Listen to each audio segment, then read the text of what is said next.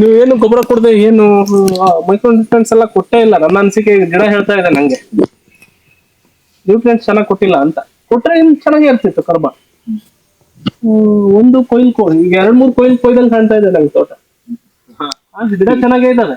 ನೀವು ಶಿವಮೊಗ್ಗದಲ್ಲಿ ಈ ಕಡೆ ಬಂದಾಗ ಇದೇ ತರ ಕಾಣುತ್ತೆ. ನಮ್ಮ ಮಲೆನಾಡಲ್ಲಿ ಇದೇ ತರ. ನಾನ್ ಮಲೆನಾಡಲ್ಲೇ ಕೆಲಸ ಮಾಡಿರೋದು ಜಾಸ್ತಿ. ನಾನು ಶಿವಮೊಗ್ಗ ಅಷ್ಟೇನೆ. ಮಳೆ ಜಾಸ್ತಿ ಅಲ್ಲ. ನಾನು ಈ ಭಾಗ ನಿಮ್ಗೆ ಈ ಸರಿ ಹಿಂಗಾರ ಸತ್ತೋಗಿದ್ದು ಫಸ್ಟ್ ಟೈಮ್. ಅದಕ್ಕೇನ್ ಮಾಡಕ್ ಸರ್ ಅದು? ಹಿಂಗಾರ ಒಣಗ್ತಕ್ಕಂಥದಕ್ಕೆ ನೀವು ಹಿಂಗಾರಕ್ಕೆ ಸಿಂಪಡಣೆ ಹೋಗ್ಬೇಕು. ಅದ್ರಲ್ಲೂ ಪರ್ಟಿಕ್ಯುಲರ್ ಆಗಿ ಯಾವ ಟೈಮ್ ಮಾಡ್ಬೇಕು? ಫೆಬ್ರವರಿಗೆ ಮಾಡ್ಬೇಕಾಗುತ್ತೆ ನಾವು. ಯಾವಾಗ ಮಾಡ್ಬೇಕು? ಫೆಬ್ರವರಿ, ಜನವರಿ. ನಿಮಗೆ ನವೆಂಬರ್ ಇಂದಾನೆ ಹಿಂಗಾರ ಸ್ಟಾರ್ಟ್ ಆಗ್ತದೆ. ಅಂದ್ರೆ ನಿಮ್ಮಲ್ಲಿ ಲೇಟ್ ಆಗ್ತದೆ. ನೀವು ಕೊಯ್ಲು ಲೇಟ್ ಅಲ್ಲ? ಹೌದು, ಡಿಸೆಂಬರ್ಗೆ ಸ್ಟಾರ್ಟ್ ಆದ್ರೂ ನೀವು ಜನವರಿ ಫೆಬ್ರವರಿ ಈಸಿಲಿ ಒಂದ್ 2 ಹಿಂಗಾರ ಕಂಪಲ್ಸರಿ. ಎಲ್ಲಾ ಗಿಡದಲ್ಲೂ 2 ಹಿಂಗಾರ ಬಂದಿದೆ ಅಂದ್ರೆ ನಿಮ್ಗೆ ಸಿಂಪಡಣೆ ಹೋಗುತ್ತೆ. February, March, April, May, June, July, August, September 8 ಸರಿ ಹೊಡಿಬೇಕು ಸರ್ ನಾವು. ಇಲ್ಲ, ಹಂಗ್ ಹೊಡಿಬೇಡಿ. 1-2 ಸರಿ ತಗೊಳ್ಬೇಕು. ಹಿಂಗಾರ ಬಂದಾಗ 2 ಸತಿ. ಅದ್ರಲ್ಲೂ ಎಲೆ ಚುಕ್ಕೆ ಇದ್ದಾಗ ನೀವು ತಗೊಳ್ಳೇಬೇಕು. ಎಲೆ ಚುಕ್ಕೆ ಇಲ್ಲ ಅಂದ್ರೆ ಈ ಹಿಂಗಾರ ಒಣಗ್ತಕ್ಕಂಥದ್ದು, ಎಲೆ ಚುಕ್ಕೆ ಆಗ್ತಕ್ಕಂಥದ್ದು 2 ಒಂದೇ ಆರ್ಗ್ಯುಮೆಂಟ್. ಇದಂತ ನಿಮಗೆ ನೆನಪಿರ್ಲಿ. ಯಾವಾಗೂ ನಿಮಗೆ ಹಿಂಗಾರ ಒಣಗ್ತಾ ಇದೆ ಅಂದ್ರೆ ಎಲೆ ಚುಕ್ಕೆ ಇದೆ ಅಂತ. ನಿಮ್ಮಲ್ಲಿ ಎಲೆ ಚುಕ್ಕೆ ಇದೆ ಅಂದ್ರೆ ಹಿಂಗಾರ ಒಣಗುತ್ತೆ ಅಂತ ಅರ್ಥ. 2 ಒಂದೇ ರೋಗ. ಸೊ ನೀವು ಈಗ ಇಷ್ಟೆಲ್ಲ ರೋಗ ಇಟ್ಕೊಂಡು ನನಗೆ ಇಳುವರಿ ಬಂದ್ರೆ ಹೇಗ್ ಬರ್ತದೆ? ಸ್ವಲ್ಪ ಇದಕ್ಕೆ ನೀವು ಇಂಪಾರ್ಟೆನ್ಸ್ ಕೊಡ್ಲೇಬೇಕು. ಗರಿಗಳು ತೆಗೆದು ಸುಡೋದು ಬೇಸಿಗೆಯಲ್ಲಿ. 2ನೇದು ನಿಮಗೆ ಸುಣ್ಣ ಹಡ್ಸೋದು. ತೆಳ್ಳಗೆ ಸುಣ್ಣ ನಿಮ್ಗೆ ಒಂದು ಎಕರೆಗೆ 500 kg ಅನ್ನಂಗೆ ಎಲ್ಲ ಕಡೆ ಡೊಲಮೈಟ್ ಸುಣ್ಣ ಸಿಗ್ತದೆ. ಸೊ ಅದನ್ನ ಎಲ್ಲ ಕಡೆ 200-220 ರೂಪಾಯಿ ಸಿಗ್ತದೆ. ಇಲ್ಲ ಅಂದ್ರೆ ಸಮೃದ್ಧಿ ಸುಣ್ಣ ಸಿಗುತ್ತೆ. ಒಂದು ಗಿಡಕ್ಕೆ 200 ಗ್ರಾಮ್ ಸಮೃದ್ಧಿ ಬರುತ್ತಲ್ಲ, ಪೌಡ್ರು ಬರುತ್ತೆ, ಕಾಳು ಬರುತ್ತೆ.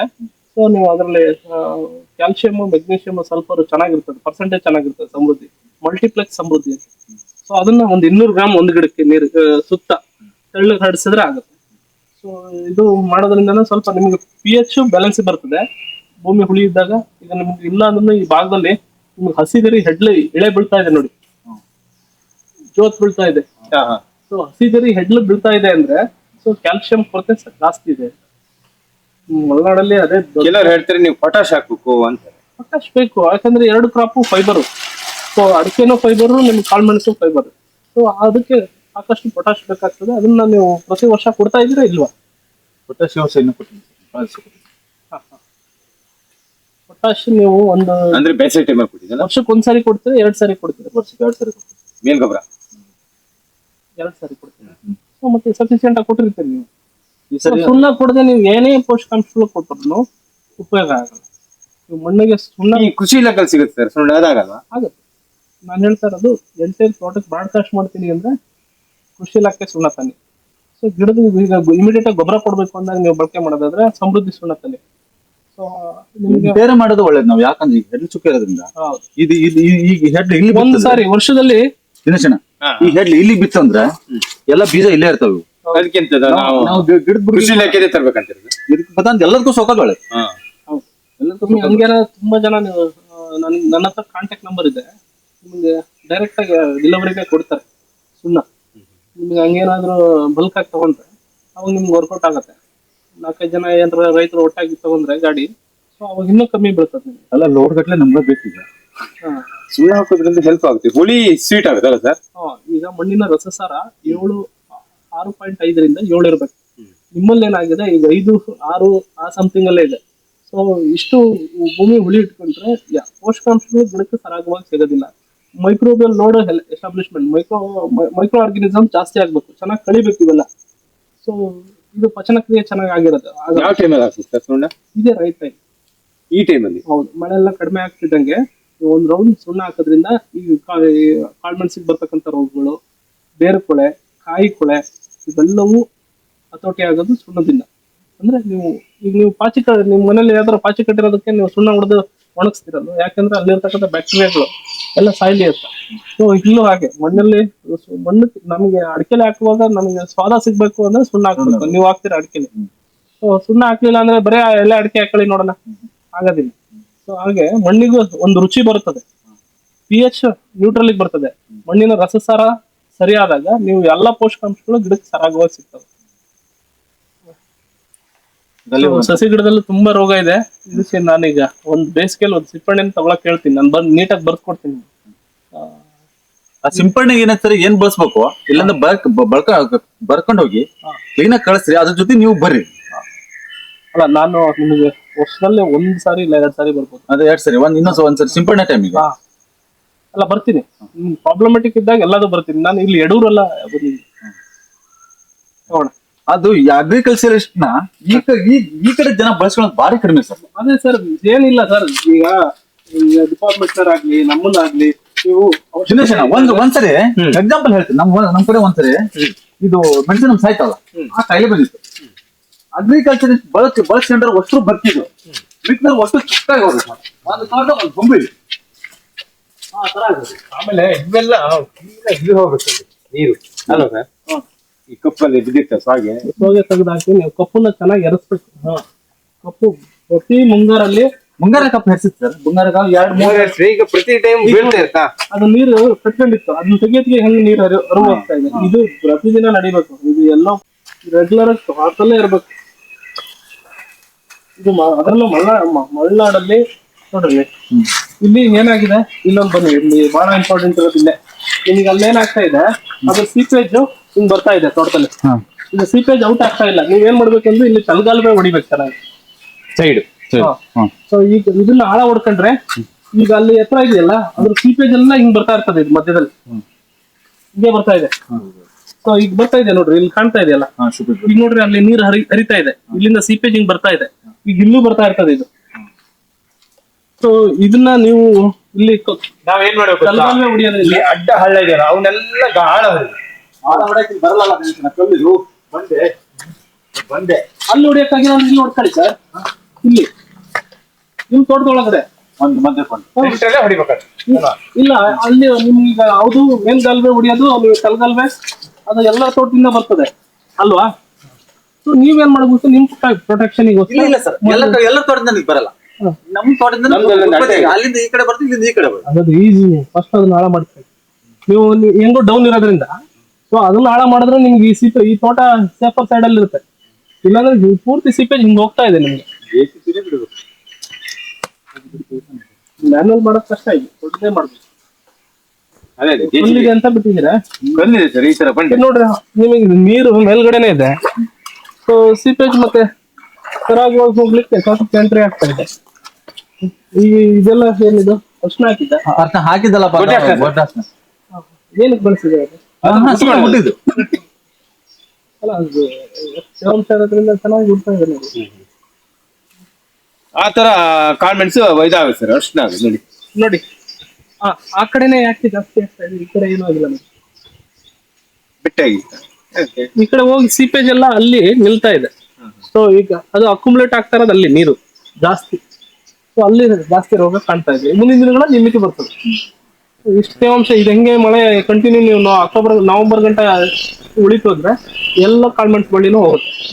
ಸೊ ಅದಕ್ಕೆ ನೀವು ಬಹಳ ಸರ್ ಲಿಕ್ವಿಡ್ ಬರ್ತಿದ್ದಲ್ಲ ಸರ್, ಮೂರು ತರ ಏನೋ ಲಿಕ್ವಿಡ್ ಬರ್ತಿತ್ತಲ್ಲ ಸರ್, ನಮ್ ಕಡೆ ಎಲ್ಲ ಬರ್ತಿದ್ರಲ್ಲ ಅವಾಗ. ಸುಮಾರು ರೋಗಗಳಿಗೆ ಮಾಲಿಕ್ಯೂಲ್ ಇದಾವೆ. ನಿಮಗೆ ಎಷ್ಟು ಮಳೆ ಇದ್ದಾಗ ನೀವು ಬೋರ್ಡನ್ನು ಇಂಪಾರ್ಟೆನ್ಸ್ ಕೊಟ್ಟು ಅದಕ್ಕೆ ಪೂರಕವಾಗಿ ನಾನು ಮೆಟ್ಲಾಕ್ಸಿನ್ ಹೇಳಿದ್ನಲ್ಲ, ಮೆಟ್ಲಾಕ್ಸಿನ್ ಅದಕ್ಕೊಂದು ಜೀವರಕ್ಷದ ಬರುತ್ತೆ. ರೂಟ್ ಡೆವಲಪ್ಮೆಂಟ್ ರೋಗ ಕಡಿಮೆ ಮಾಡ್ಲಿಕ್ಕೆ ಮೆಟ್ಲಾಕ್ಸಿನ್ ಚೆನ್ನಾಗಿ ಕೆಲಸ ಮಾಡುತ್ತೆ ಕಾಳ್ಮೆಂಟ್ಸ್ ಬಳ್ಳಿ ರೋಗ ಸ್ಲೋ ಬಿಟ್ಗೆ. ಸೊ ಇನ್ನೊಂದು ನೆಮೆಟಿಸೈಡ್ ಯಾವ್ದಾದ್ರು ಇನ್ಸೆಕ್ಟಿಸೈಡ್ ಒಂದು ಸೇರಿಸ್ಕೊಂಡು ನೀವು ಡ್ರಿಂಚಿಂಗ್ ಮಾಡೋದ್ರಿಂದ ಮೂರು ನೀವು ಹೇಳಿದಂಗೆ 3 ಅದೇ ಒಂದು ನೆಮಟಿಸೈಡ್, ಇನ್ನೊಂದು ಒಂದು ರೂಟ್ ಹಾರ್ಮೋನ್ ಒಂದು ರೂಟ್ ಡೆವಲಪ್ಮೆಂಟ್ ಮುಂದೆ ಒಂದು ಸೇರಿಸಿ ನೀವು ಮಿಶ್ರಣ ಮಾಡಿ ಹೋಯ್ತಾರೆ. ಸ್ವಲ್ಪ ಈ ಟೈಮಲ್ಲಿ ರೋಗ ಕಂಟ್ರೋಲ್ ಆಗುತ್ತೆ, ನೆಮಟೋಡ್ಸ್ ಕಂಟ್ರೋಲ್ ಆಗುತ್ತೆ, ಬೇರೆಗಳು ಉತ್ಪತ್ತಿ ಆಗುತ್ತೆ, ಅನುಕೂಲ ಆಗುತ್ತೆ. ಸರ್ ಇಲ್ಲಿ ಏನ್ ಸಮಸ್ಯೆ ಇರೋದು ಏನ್ ಗೊತ್ತಂತ, ಮೇನ್ ಸಮಸ್ಯೆ ಇರೋದು ರೈತರ ಸಮಸ್ಯೆ. ಹೆಂಗ್ ಗೊತ್ತಂತ, ನಮ್ ಕಡೆ ಇವ್ರು ನಂಬಲ್ಲ ಬಿಟ್ಬಿಡಿ. ನಮ್ ಕಡೆಗೆ ಇದು 2 ಎಕರೆ ತೋಟಲ್ಲ, 2 ಆಳು ಕಂಟಿನ್ಯೂ ತಗೊಂತಾರೆ. 2 ಆಳು ಕಂಟಿನ್ಯೂ ತಗೊಂತಾರೆ. ಒಂದು ಕಪ್ಪಲ್ಲಿ ಒಂದು ಸಾಂಗೇನೂ ಇರಲ್ಲ. ಆಮೇಲೆ ಇವೆಲ್ಲ ಬಳಸ್ಬೇಕಂತಲ್ಲ, ಅವಾಗ ಏನ್ ಮಾಡ್ತಾರೆ, ಭೂಮಿನ ತೆಗೆದ್ಬಿಟ್ಟೆ ಹಾಕ್ತಾರೆ ಮೇಲೆ ಹಾಕಲ್ಲ. ಇವ್ರು 10 ಎಕರೆ ತೋಟ ಇದ್ರು ಒಬ್ಬರು ಇಟ್ಕೊಳಲ್ಲ. ಇರೋರು 3-4 ಜನ ಇದ್ರು. ಅದನ್ನ ಮೇಂಟೆನೆನ್ಸ್ ಹೆಂಗಾಗತ್ತೆ ಸರ್? ಅದು ಆಗೋದಿಲ್ಲ. ಇಲ್ಲಿ ಏನಾಗ್ತದೆ, ನಂಬರ್ ಆಫ್ ಎಕರೆ ಜಾಸ್ತಿ ಇರ್ತದೆ, ಸೊ ಇಳುವರಿ ಕಡಿಮೆ ಮಾಡ್ತೀವಿ. ಇಳುವರಿ ಕಡಿಮೆ ಮಾಡ್ಕೊಂಡಾಗ ಜನ ಕಡಿಮೆ ಸಾಕಂತ ಇಲ್ಲ, ಆ ತರ ಬಂದ. ಇಂಥ ತೋಟ ಇಟ್ಕೊಂಡು ಇಳುವರಿ ತಗೊಳ್ದೇ ಇದೀರಿ ಅಂದ್ರೆ ನಾನು ಅದೇ ಅನ್ಕೊಂಡಿದ್ದೀನಿ, ಬಂದ್ಬಿಟ್ಟೆ ನಿಮ್ಗೆ ಇಳುವರಿನೇ ಇಲ್ಲ. ನಿಮ್ ಇಲ್ಡೇ ಇಲ್ಲ, ಈ ಬಾರ್ಡರ್ ಇದೆ. So ಯಾಕಂದ್ರೆ ಈ ಬಾರ್ಡರ್ ಸಿಪೇಜ್ ಔಟ್ ಆಗ್ತಾ ಇದೆ, ಹಾಗಾಗಿ ನಿಮ್ಗೆ ಸ್ವಲ್ಪ ಗೊನೆ ಕಾಣ್ತಾ ಇದೆ. ಗಣೇಶಣ್ಣ, ಒಳಗಡೆ ಹೋದ್ರೆ ಇಲ್ಲ. ನಮ್ಮಲ್ಲ, ನಮ್ ಕಡೆ ಆಯ್ತಲ್ಲ ಇದು ಈ ಬೇಸಿಗೆಗೆ ಬೆಟ್ಟ ಎತ್ತಿದ ದರ್ಗ್ ಗುಡಿಸಿ ಇಷ್ಟು ದಪ್ಪ ದರ್ಗ್ ಪೂರ್ತಿ ಹಾಕ್ತಾರೆ ತೋಟ. ಸೋರ್ಸ್ ಸಿಕ್ಕಂಗೆ ನಿಮ್ಗೆ ಸಿಕ್ಕಿಲ್ಲ ಅಂತ ಹೇಳಿದ್ರೆ ಒಂದ್ ಕಡ್ಡಿ ಗಿರಿದ್ರಿ ನೀವು ನಮ್ಮ ಕಡೆ ಪೂರ್ತಿ ತೋಟನ ಉತ್ತರಾಖಂಡ ಜಿಲ್ಲೆನ ಸರ್ವನಾಶ ಮಾಡಿ ಆ ತರ ಈಗ ಸಿಗ್ತಾ ಇಲ್ಲ, ಅಲ್ಲೂ ಸಿಗ್ತಾ ಇಲ್ಲ. ಆ ತರ ಹಾಕ್ತಾರೆ. ಆಮೇಲೆ ಕಲ್ಡಾಕ್ ಹೋಯ್ತು, ಬೆಟ್ಟಗಳಿರ್ತಲ್ಲ ಕಲ್ಡಾಕ್ ಹೋಯ್ತು, ಕಲ್ಡ ಹಾಕ್ತಾರೆ full. ನೋಡಿ ನಿಮ್ಗೆ ಸೊಪ್ಪುಗಳನ್ನ ಹೆಚ್ಚು ಬಳಕೆ ಮಾಡೋದ್ರಿಂದ ಎಲೆದರ್ದು ನಿಮಗೆ ಮೊನ್ನೆ ಒಂದೊಂದು ಮತ್ತೆ ಒಂದ್ ಗಿಡ ಬಣಗಲ್ ಮರ ಇತ್ತ, ನೀವು ಒಂದ್ ಮರ ಬಿಟ್ರೆ ನಾ ಎಲ್ಲೂ ನೋಡೇ ಇಲ್ಲ. ಅದೇ ಈ ಎಲ್ಲಾ ಜಾತಿಯ ಸೊಪ್ಪುಗಳನ್ನ ನೀವು ತೋಟಕ್ಕೆ ಸೇರ್ಪಡಿಸಿದ್ರೆ ಅದೆಲ್ಲ ನ್ಯೂಟ್ರಿಯೆಂಟ್ಸ್ ಸಿಗುತ್ತೆ. ನಿಮ್ಗೆ ಜಿಂಕ್ ಸಿಗುತ್ತೆ, ಬೋರಾನ್ ಸಿಗುತ್ತೆ, ಕ್ಯಾಲ್ಸಿಯಂ ಸುಣ್ಣ ಸಿಗುತ್ತೆ, ಎಲ್ಲದೂ ಸಿಗುತ್ತೆ. ಮತ್ತೆ ಇದು ಮಣ್ಣನ್ನ ಇವ್ರು ಏನ್ ಮಾಡ್ತಾರೆ, ಬುಡ ದೊಗಿತಾರ ಸ್ವಲ್ಪ, ಅದೇನ್ ಹಾಕ್ಬೇಕು ಹಾಕ್ತಾರ, ಮತ್ತೆ 2 ಬುಟ್ಟಿ ಮಣ್ಣು ಹಾಕು, 3 ಬುಟ್ಟಿ ಮಣ್ಣು ಹಾಕೋದು ಒಂದ್ ವರ್ಷಕ್ಕೆ ಅದ್ ಮಣ್ಣು ಇರಲ್ಲ, ತೆಲ್ ಹೋಗ್ಬಿಡ್ತೈತಿ. ನಮ್ ಕಡೆ ಏನ್ ಮಾಡ್ತಾರೆ, ಇಷ್ಟು 3 ಫುಟ್ 3 ಇಷ್ಟು ಹೈಟಿಗೆ ನಿತ್ಯರಿ ಹಾಕ್ತಾರೆ. 1 ಬುಟ್ಟಿ ಗೊಬ್ಬರ ಅದಕ್ಕೆ ಹಾಕೋದು, ಆ ನಿತ್ಯರನ್ನ ಕಟ್ ಮಾಡಿ ಹಾಕ್ಬಿಡೋದು. ಉದಿ ಅಂತ ಅಂದ್ರೆ ಉದಿನ ತೋಟ ಹೈಟ್ ತಗೊಂತಾ ಇರ್ತಾರೆ. ಇವ್ರು ಎಲ್ಲಿ ತಗೊಂತಾರೆ ಸರ್, 3 ಬುಟ್ಟಿ ಮಣ್ಣು ಹಾಕಿದ್ 3 ಬುಟ್ಟಿಲಿ 1 ಬುಟ್ಟಿನೂ ಇಲ್ಲೇ ಹೋಗಿದ್ರೆ ಅಲ್ಲ. ಈಗ ನಿಮ್ಗೆ ಅನಿವಾರ್ಯ ಆಗಿದೆ, ಈಗ ಉದಿ ಸಿಗ್ಬೇಕಲ್ಲ, ಮನಸ್ಸಿಗೆ ಬಿಡೋದಿಲ್ಲ. ಅದಕ್ಕೆ ನಾವೇನ್ ಹೇಳ್ತೀವಿ, ಇದ್ರಲ್ಲಿ ನೀವು ಏನಾದ್ರು ತೋಟ ಚೆನ್ನಾಗಿ ಮಾಡ್ಕೊಳ್ಬೇಕು ಅಂತಂದ್ರೆ ಇರೋ ಸೋರ್ಸ್ನ ನಾವು ಜಾಸ್ತಿ ಮಾಡ್ತೀವಿ. ಸೊ ಆದಷ್ಟು ನಿಮಗೆ ಮಣ್ಣು ಸವಕಳಿ ಆಗ್ಬಿಡುತ್ತೆ, ಭೂಮಿ ಜಾಸ್ತಿ ಹುಳಿ ಆಗ್ದಂಗೆ ನೋಡ್ಕೊಳ್ಬೇಕು. ಈಗ ನಿಮ್ಗೆ ನೋಡ್ರಿ, ಒಂದು ಸಣ್ಣ ನಿಮ್ಗೆ ಇದು ಸೀಪೇಜ್ ವಾಟರ್ ಲೆವೆಲ್ ನಿಮ್ಗೆ ಮೇಲಿದೆ, ತೋಟದಲ್ಲಿ ನೀರು ಜಾಸ್ತಿ ಆಗ್ತದೆ. ಇದನ್ನ ಡೀಪನ್ ಅಪ್ ಮಾಡ್ಕೊಂಡ್ರೆ ನೀರು ಬಸ್ ಹೋಗ್ತದೆ. ನೀವು ಬರ್ತಕ್ಕಂಥ ಸೀಪೇಜ್ ನಿಮ್ ತೋಟಕ್ಕೆ ಎಂಟ್ರಿ ಆದ್ಮೇಲೆ ಕಡಿಮೆ ಆಗ್ತದೆ.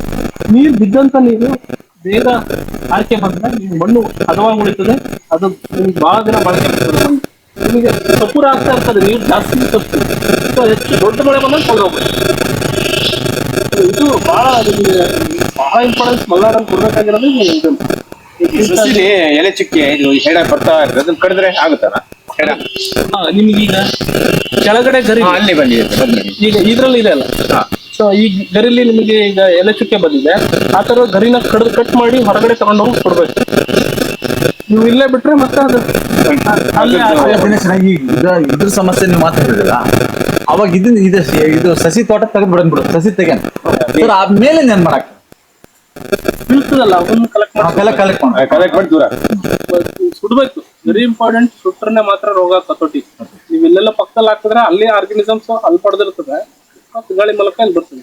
ಇನ್ನು ಒಂದೇನಂದ್ರೆ ಇಷ್ಟು ಮಳೆ ಇದ್ದಾಗ ಸ್ವಲ್ಪ ಟ್ರೈಕೋಡರ್ಮಾ ಸೂಡೋಮೋನಾಸ್ ಅಂತ ಜೈವಿಕ ಜೀವಾಣುಗಳು ಸಿಗ್ತವೆ. ಅವನ್ನ ತೆಳ್ಳಗೆ ನೀವು ಮಳೆಗಾಲದಲ್ಲಿ ಹೆಚ್ಚು ಬಳಕೆ ಮಾಡ್ತೀವಿ. ಇಲ್ಲಿರೋ ಈ ಏನು ಶಿಲೀಂಧ್ರಗಳನ್ನ ಹತೋಟಿ ಮಾಡ್ತಕ್ಕಂಥ ಟ್ರೈಕೋಡರ್ಮಾ ವಿಡೆ ಅಂತ ಬರ್ತದೆ, ಜೈವಿಕ ಜೀವಾಣು. ಅದನ್ನ ಹೆಚ್ಚು ನೀವು ತೋಟಕ್ಕೆ ಮಣ್ಣಿಗೆ ಸೇರಿಸೋದ್ರಿಂದ ಸೊ ಆ ಜೈವಿಕ ಶಿಲೀಂಧ್ರ ಈಗ ಹೆಚ್ಚು ಆದ್ರೆ ಇಲ್ಲಿ ಬರ್ತಕ್ಕಂಥ ಹಾರ್ಮ್ಫುಲ್ ಏನು ಶಿಲೀಂಧ್ರಗಳಿರ್ತವೆ ಕಡಿಮೆ ಆಗ್ತಾವೆ.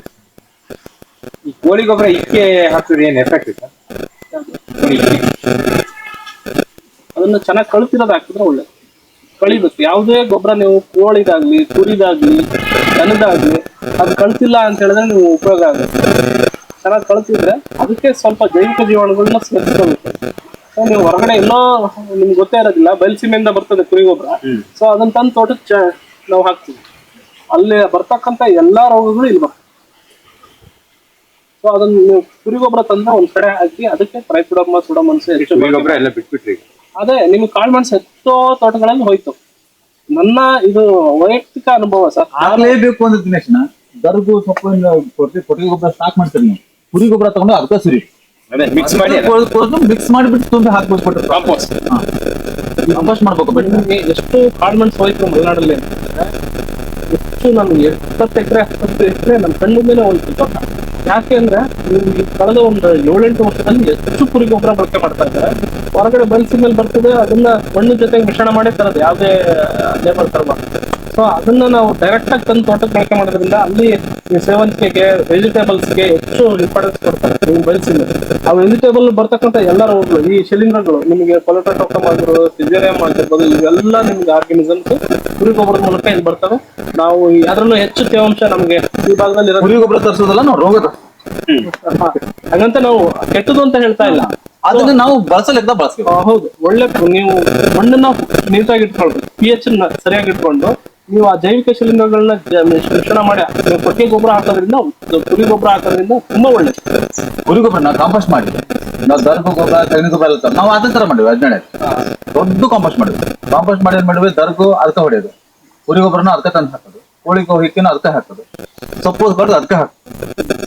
ಈ ವರ್ಷ ತುಂಬ ಹಾಕೋದು 3 ವರ್ಷ ಆಯ್ತು ಸರ್ ಸ್ಟಾಕ್ ಮಾಡೋದು. ಉಮಿ ಹೇಗೆ ಸರ್ ಕೋಳಿ ಗೊಬ್ಬರ ಉಮಿ?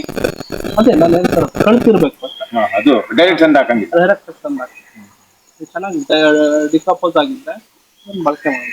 ಈಗ ಒಂದೇ ಸರಿ ನೀವು ಬರೇ ಕುರಿ ಗೊಬ್ಬರನೇ ಕೋಳಿ ಗೊಬ್ಬರನೇ ಹಾಕೋದು ಡಿಕಂಪೋಸ್ಟ್ ಮಾಡ್ಬೇಕಂತ, ಡಿಕಂಪೋಸ್ಟ್ ಮಾಡಿದ್ರೆ ಹಾಕಿದ್ದೀನಿ.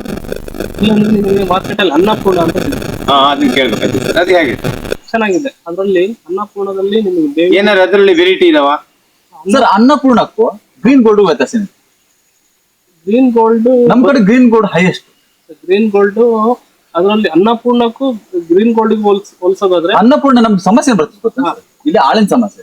ಅನ್ನಪೂರ್ಣ 2 ತರ ಕೊಡ್ತಾನೆ, ಬೇವಿನ ಹಿಂಡಿ ಕೊಡ್ತಾನ, ಅನ್ನಪೂರ್ಣ ಇದು ಕೊಡ್ತಾನೆ. ಅದ್ ಎರಡಕ್ಕೂ ನಮ್ಗೆ ಆ ಜಾಸ್ತಿ ತೊಗೊಂಡು. ಗ್ರೀನ್ ಗೋಲ್ಡ್ ಆದ್ರೆ ನೇರ ಒಂದ ಬರ್ತದಲ್ಲ ಅಂತ ನಾನು ಅದಕ್ಕೆ ನಿಮ್ಮ ಹತ್ರ ಸಲಹೆ ಕೇಳಿದೆ. ಅನ್ನಪೂರ್ಣದಲ್ಲಿ ಬೇವಿನ ಹಿಂಡಿ, ಹೊಂಗೆ ಹಿಂಡಿ, ಹರಳೆ ಹಿಂಡಿ, ತೆಂಗಿನ ನಾರಿಗೆ ಮಿಶ್ರಣ ಆಗಿರ್ತದೆ. ತೆಂಗಿನ ನಾರು 60% ತೆಂಗಿನ ನಾರಿಗೆ, 10% ಬೇವಿನ ಹಿಂಡಿ, 10% ಹೊಂಗೆ ಹಿಂಡಿ, 10% ಹರಳೆ ಹಿಂಡಿ, 20% ವರ್ಮಿ ಕಾಂಪೋಸ್ಟ್. ಸೊ ಇನ್ನೊಂದು ಟ್ರೈಕೋಡರ್ಮಾ ವಿರಿಡೆ ಮತ್ತೆ NPK ಸಾಲ್ಬಲೈಸಿಂಗ್ ಬ್ಯಾಕ್ಟೀರಿಯಾ, ಇವಿಷ್ಟನ್ನು ಅನ್ನಪೂರ್ಣದಲ್ಲಿ ಮಿಶ್ರಣ ಆಗಿರ್ತದೆ. ಮತ್ತೆ ಇದೇನಿರ್ತಾರೆ ಗ್ರೀನ್ ಗೋಲ್ಡ್? ಗ್ರೀನ್ ಗೋಲ್ಡ್ ಅಲ್ಲಿ ಅದು ನಿಮಗೆ ಶುಗರ್ ಕೇನ್ ಬೇಸ್ಡ್ ಇದು ಕಾಂಪೋಸ್ಟ್ ಅದು. ಸೊ ಅದಕ್ಕೂ ಮೈಕ್ರೋಬಿಯಲ್ ಲೋಡ್ ಎಲ್ಲ ಹಾಕಿದ್ವಿ ಅಂತಾರೆ, ಬಟ್ ಅದ್ರ ಬಗ್ಗೆ ನನಗೆ ಗೊತ್ತಿಲ್ಲ. ಸೊ ಈ ಅನ್ನಪೂರ್ಣದ ಬಗ್ಗೆ ನಿಮಗೆ ನಾ ಹೇಳ್ಬೋದು. ಸೊ ಅನ್ನಪೂರ್ಣದಲ್ಲಿ ನಿಮ್ಗೆ ಇಷ್ಟು ಕ್ವಾಲಿಟಿ 100% ಇದೆ. IMO ಮತ್ತೆ ISO ಸರ್ಟಿಫಿಕೇಶನ್ ಇರತಕ್ಕಂಥದ್ದು. ಅದಕ್ಕೂ ಇದಕ್ಕೂ ಬಹಳ ಡಿಫ್ರೆನ್ಸ್ ಆಗುತ್ತೆ. ನೀವು ಕ್ವಾಲಿಟಿಲಿ ಅನ್ನಪೂರ್ಣನ ಕೈಯಲ್ಲಿ ಹಿಡ್ಕೊಳ್ಳಿ, ಇದನ್ನು ಕೈಯಲ್ಲಿ ಹಿಡ್ಕೊಳ್ಳಿ, ನಿಮ್ಗೆ ಇದ್ರಲ್ಲೇ ಗೊತ್ತಾಗ್ಬಿಡ್ತದೆ. ಕ್ವಾಲಿಟಿಲೇ ಕೈಯಲ್ಲೇ ಗೊತ್ತಾಗ್ಬಿಡ್ತದೆ. ಸೊ ಅನ್ನಪೂರ್ಣ ಬಳಸಿದ್ ಸರ್, ಇವ್ರು ಏನ್ ಮಾಡಿಸ್ರ ಸಮಸ್ಯೆಗಳು ಸೌಕರ್ಯಗಳು ಜಾಸ್ತಿ.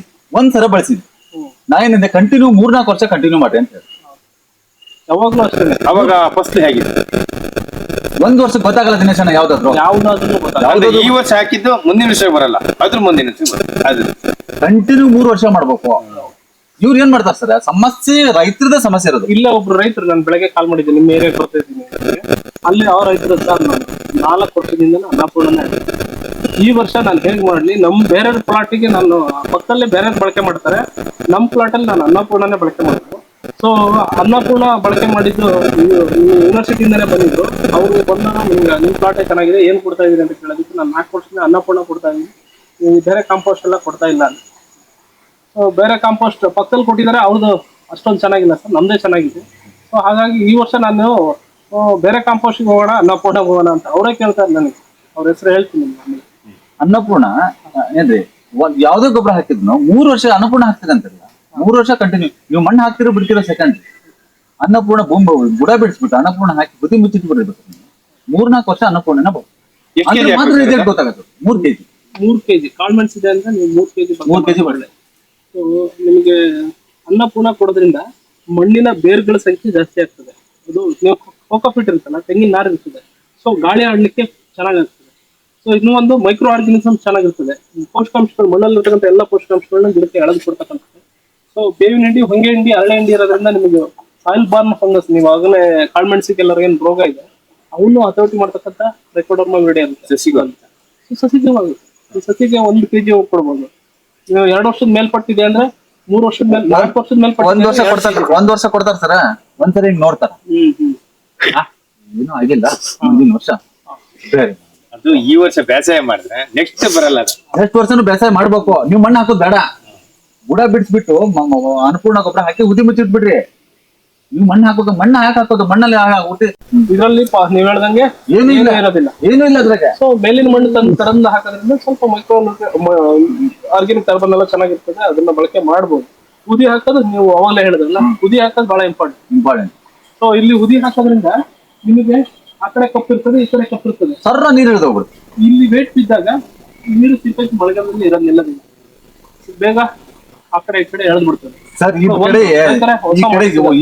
ನಾವರ 15 ಸರ ವರ್ಷಕ್ಕ 360 60 ದಿನಾರ ಬಂದ್ ಹೋಗ್ತೇನೆ ಸರ್. ಏನಾಗಿತ್ತು ತೋಟ ನೋಡಿ ಹೋಗ್ತೇನೆ. ಒಬ್ಬೊಬ್ರು ಇದಾರೆ ಸರ್ ರೈತರಲ್ಲಿ, ಔಷಧಿ ಹೊಡೆದ್ಬಿಟ್ಟು ಮನೆಗೆ ಹೋದ್ರೆ ಕೊನೆ ಕೊಯ್ಲಿಗೆ ಬರೋದು. ಆಮೇಲೆ ಒಂದಿಷ್ಟು ಗೊಬ್ಬರ ಹಾಕೋದು, 2 ಬುಟ್ಟಿ ಮಣ್ಣು ಹಾಕೋದು, ಮನೆಗೆ ಹೋಗ್ಬಿಟ್ರೆ ಮತ್ತೆ ತೋಟ ಹತ್ರನ ಬರಂಗ ಬಾ ಅಂದ್ ಎಲ್ಲಿಂದ ಬರ್ಬೇಕು ಸರ್ ಅದು? ಇಲ್ಲ ಎಲ್ಲಿಂದ ಬರುತ್ತೆ ರೈತರದ್ದು ಈಗ ಬಹಳ ಎಲ್ಲ ಸಿಟಿಲಿ ಇರ್ತಾರೆ. ನಾನು ಕಳೆದ 8-10 ವರ್ಷದಿಂದ ಫೀಲ್ಡ್ ಅಲ್ಲೇ ಇರ್ತೀನಿ. ಈಗ 5 ತೋಟನಾರು ವಿಸಿಟ್ ಮಾಡ್ತೀನಿ. ಸೊ ಈಗ ನೀವು ತಿಳ್ಕೊಂಡಿರೋದ್ರಿ ಅಂತೇಳಿ ನಮ್ ಕಡೆ ನಾವು ಕೆಲಸ ಮಾಡಿದ್ರೆ ನಿಮ್ ಜೊತೆ ನಾವು ಮಾತಾಡ್ಬೋದು. ಇದೇ ವಿಷಯ ನೀವು ನಾವ್ ಕಡೆ ಒಂದು ಕೂದಷ್ಟು ತಲೆ ಹಾಕಲ್ಲ.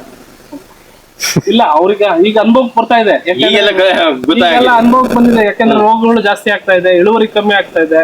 ಸೊ ನಾವು ಪೋಷಕಾಂಶಗಳು ಚೆನ್ನಾಗಿ ಕೊಟ್ಟು ಇಳುವರಿ ಜಾಸ್ತಿ. ಬರ್ರಿ ನಮ್ ಕಡೆ ಮಾಡ್ಯಾರ. ಅಡಿಕೆಗೆ ಇಷ್ಟು ನೋಡ್ರಿ, ಮೆಣಸಿನಮ್ ನೋಡ್ರಿ, ಕಾಟನ್ ನೋಡ್ರಿ, ಇಳುವರಿ ನೋಡ್ರಿ, ಗೊತ್ತಾಗ್ಬಿಡತ್ತೆ. ಹಂಗಂದ್ ಕೂಡಲೇ ಅಂತಾರೆ ಮಂಗಳ ಅಡಿಕೆ ಅದು ಯಾವ್ದಾಗ್ಲಿ ಕಾಯಿಲೆ ಕೆಲಸ ಜನ ಇದಾರ ಇಲ್ಲ. ಅಲ್ಲಿಗೂ ಇಲ್ಲಿಗೂ ಬಹಳ ಡಿಫ್ರೆನ್ಸ್ ಆಗ್ತದೆ. ಏನತ್ರ ಸರ್ ಇವ್ರ ಸಮಸ್ಯೆ ಏನ್ ಗೊತ್ತಾ? ಈಗ ಅನ್ನಪೂರ್ಣ ಗೊಬ್ಬರ ಹಾಕ್ಬೇಕಂತವ ನಾವು. ಅನ್ನಪೂರ್ಣ ಗೊಬ್ಬರ 3 kg ಹಾಕೋದು ಸರಿಪಾ. 3 kg ಗೊಬ್ಬರ ತರ್ಸಕ್ ಇವ್ರು ದಿನೇಶನ ರೆಡಿ ಇದಾರ. ಇದಕ್ 3 ಬುಟ್ಟಿ ಮಣ್ಣು ಹಾಕ್ಬೇಕಲ್ಲ, ಅದಕ್ಕೆ ಖರ್ಚು ಜಾಸ್ತಿ ನಮ್ಗೆ ಅಂತಾರೆ. ಖರ್ಚು ಜಾಸ್ತಿ ಬರ್ತಂತರ. ಮಣ್ಣು ಹಾಕ್ಬೇಕಂತಿಲ್ಲ, ಹಾಕೋದ್ ಬೇಡ. ಮಣ್ಣು ಹಾಕೋದು ಬುದಿ ಮುಚ್ಚಿ ಸ್ವಾಂಗೆ ಐತನಲ್ಲ, ಸ್ವಾಂಗೆ ಆಗ್ತದಲ್ಲ, ನೇರವಾಗಿ 4 ಎಣ್ಣಾಳ್ ಬಿಡ್ರಿ. 4 ಎಣ್ಣಾಳ್ ಬಿಟ್ಬಿಟ್ಟು ಸ್ವಾಂಗೆ ಕೊಚ್ಚಾದ್ಮೇಲೆ ಹಾಕ್ಬಿಟ್ರೆ ಇಲ್ಲಿವರೆಗೂ ಸ್ವಾಂಗೆ ಕೊಡಲ್ಲ. ರೋಗ ಐತಿ ಯಾರು ಈ ಸ್ವಾಗೆ ರೋಗ ಆಯ್ತಾ? ರೋಗ ಕಂಟ್ರೋಲ್ ಆಗತ್ತೆ ಅದು. ರೋಗ ಕಂಟ್ರೋಲ್ ಆಗತ್ತೆ. ಒಂದ್ಸರಿ ಒಂದ್ ರೌಂಡ್ ಸುಟ್ಕೊಂಡು ನಿಮ್ಗೆ 2ನೇ ರೋಗದಲ್ಲಿ ಏನು ಈಗ ಅದ್ಮೇಲೆ ಅಮ್ಮನಿಗೆ ಫೋನ್ ಮಾಡಿ ಕೇಳ್ರಿ, ಕಳೆದ ವರ್ಷ ಮೂರ್ತಿಗೆ ಏನ್ ಮಾಡಿದೆ ತೋಟದಾಗಂತ. ಇಡೀ ಎಲ್ಲ ತೋಟನ ಎಲ್ಲ ಹೆಡ್ಲೆ ಸುಟ್ಟಿದ್ವಿ. ನಮ್ ತೋಟದ ಅದು ಸುಟ್ಟದ್ದು ನಿಮ್ಗೆ ರೋಗ ಹೋಗ್ಬೇಕಲ್ಲ ಮೊದ್ಲು ನಮ್ದು ಎಲ್ಲ ಸುಟ್ಬಿಟ್ಟೆ. ಹಾಳೆ ಇದೆಯಲ್ಲ, ಹಾಳೆಯಲ್ಲಿ ಏನು ರೋಗ ಬರೋದಿಲ್ಲ. ಹಾಳೆ ಕಡ್ದಾಕ್ರಿ, ಎಲೆ ಇದೆಯಲ್ಲ, ಎಲೆಯಲ್ಲಿ ಸುಟ್ಟಾಕ್ಬೇಕು. ಹಾಳೆ ಅದನ್ನ ಬುಡಕ್ ಹಾಕ್ಬೇಕು. ಹಾಳೆ ಕಾವು ಚಕ್ರ ಸರಿ. ಹಾಳೆ ಕಾವು ಚಕ್ರದಿಂದ ಇನ್ನೊಂದು ಉತ್ಪತ್ತಿ ಸರ್. ಹಾಳೆ ಕಾವು ಚಕ್ರ ಇರ್ತವಲ್ಲ, ನೀರ್ ನಿಲ್ಲಲ್ಲ. ಇನ್ನೇ ಸಣ್ಣ ನೀವು ಚೆಕ್ ಮಾಡ್ಬೇಕು. ನನ್ನ ಮಾತನಂದ್ರ ಒಂದ್ ಮೆಣಸಿನ ಒಂದು ಕೆಲ್ ಕಟ್ ಮಾಡಿ ನಟ್ಟು ಒಂದ್ ಹಾಳೆ ಮುಚ್ಚಿ ಬೇರೆ ಗಿಡಕ್ಕೆ ಒಂದ್ ಮೆಣಸಿನ ಬಚ್ಚಿ ಮನೆ ಕಡೆ ಹೋಗ್ಬೇಕು. ಇದು ಬದುಕ್ತೈತೆ ಅದು ಸತ್ತೋಗ್ಬಿಡುತ್ತೆ. ಇದು ಬರ್ತೈತೆ ಸತ್ತೋಗ್ಬಿಡುತ್ತೆ. ಹಂಗಾಗಿ ಹಾಳೆ ಕಡ್ದು ಮತ್ತೆ ಹೆಡ್ಲು ಸುಡೋದು ಸುತ್ತೋಗ್ಬಿಡು. ಹಾಳೆ ಕಡ್ದು ಸುತ್ತ ಮುಚ್ಚಿಬಿಡು, ಅಷ್ಟೇ ಇರೋದು, ಮತ್ತೇನಿಲ್ಲ. ಮಣ್ಣು ಹಾಕೋದು ದೊಡ್ಡ ಖರ್ಚು ಅಂತಾರೆ ಸರ್ ಇವರು. ಅದ್ರಲ್ಲಿ 30 ರೂಪಾಯಿ ನಾ ಗಿಡಕ್ಕೆ ಹಾಕ್ಬಿಟ್ರೆ 50 ರೂಪಾಯಿ ಖರ್ಚು ಬಂದೈತಿ, 20 ರೂಪಾಯಿ ನಮ್ಗೆಲ್ಲ ಲಾಸ್ ಇದು ಅಂತ. ಇದು ದುರಂತ ಅಂದ್ರೆ ನಿಮ್ಗೆ ಏನಾಗಿದೆ, ರೈತರದ್ದು ಮುಂಚೆಯಿಂದ ಹಡಬ್ರು ಏನಿದ್ದಾರೆ ಅವ್ರಿಗೆ ಸ್ವಲ್ಪ ವಿಜ್ಞಾನ ಬಳಸ್ಕೊಳ್ತೇನೆ. ಸೊ ಅವ್ರು ಮಾಡ್ತಾ ಇದ್ದು ಒಳ್ಳೆ ಕೆಲಸನೇ. ಮಣ್ಣು ಉದಿ ಆಗ್ತಕ್ಕಂಥದ್ದು, ಎಲೆದರ ತಂದು ಆಗ್ತಕ್ಕಂಥದ್ದು, ಇವೆಲ್ಲ ಒಳ್ಳೆ ಪ್ರಾಕ್ಟೀಸ್. ಸೊ ಈಗ ಸಿಗ್ತಾ ಇಲ್ಲಲ್ಲ. ಸೊ ಸಾಧ್ಯವಾದ್ರೆ ಹಳೆ ಮಣ್ಣು, ಎಲ್ಲ ಆಳದ ಮಣ್ಣು ಸಿಕ್ಕರೆ ಅದು ತಂದು ಹಾಕ್ಬಿಡ್ತಾರೆ. ಅವಶ್ಯಕತೆ ಬರೋದು ಇರೋ ಮಣ್ಣನ್ನೇ ತಾಕತ್ ಮಾಡ್ಕೊಳ್ಳಿ ಅಂತ ನಾನು ಹೇಳುದು. ಒಂದ್ ಮಣ್ಣು ಪರೀಕ್ಷೆಗೆ ಕೊಡಲ್ಲ ನೀವು. ಎಷ್ಟೋ ರೈತರು ಮಣ್ಣು ಪರೀಕ್ಷೆಗೆ ಕೊಡಲ್ಲ. ಮಣ್ಣು ಪರೀಕ್ಷೆ ಕೊಟ್ರೆ ನಿಮ್ ಮಣ್ಣಲ್ಲಿ ಎಷ್ಟು pH ಇದೆ, ಸೊ ಸಾರಜನಕ ಎಷ್ಟಿದೆ, ರಂಜಕ ಎಷ್ಟಿದೆ, ಪೊಟಾಶ್ ಎಷ್ಟಿದೆ, ಸೊ ನಿಮ್ಗೆ ಸುಣ್ಣ ಕೊರತೆ ಜಾಸ್ತಿ ಆಗಿದ್ರೆ ನೀವು ಸುಣ್ಣ ಎಷ್ಟು ಹಾಕ್ಬೋದು ಅನ್ನೋದು ಗೊತ್ತಾಗ್ತದೆ. ಅಲ್ಲಿ ಹೋಗೋಣ.